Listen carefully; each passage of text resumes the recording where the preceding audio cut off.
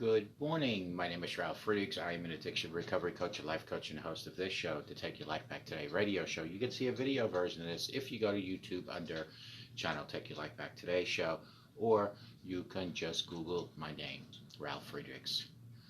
This morning, God sees how the world is.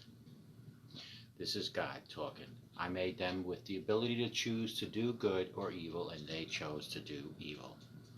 God looks off into the distance with disappointment look on his face. He continues, being perfectly just, I cannot ignore the blatant evilness that exists on this earth. He continues, in my infinite wisdom, I know the only suitable punishment is death. Justice must be served. God looks sternly ahead with a clenched fist. God continues, but wait, God expressions becomes troubled. How can I give them death? I love them. The penalty must be paid, but how can their penalty be paid when the cost is way too high? God hangs his head, and a single tear falls. He then raises his head and looks ahead with conviction. Through tears, they roll down. God continues, I will pay the penalty. And so Jesus is born into the world to do something for us, something big, something we couldn't do ourselves.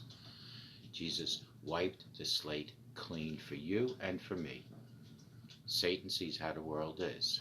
So now Satan comes and talks. He goes, aha, all these peoples are sinners. Not a single one is good.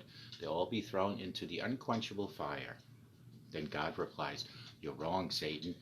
They're square with the house. The penalty has been paid in full. Father and Son, Spirit and human. Jesus died for us, and it's not just a short bout of pain and suffering to be compared with the ions of the comforts of heavenly realms. God is eternal. He is outside of time. Everything he's ever done is part of him every instant for eternity. From God's perspective, Jesus is on the cross forever for us.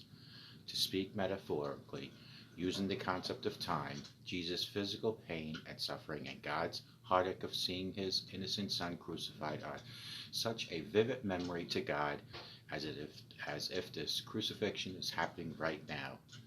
He made this part of himself forever for us, even though he knew even the best of us would often spit in his face and say, I don't need your ways.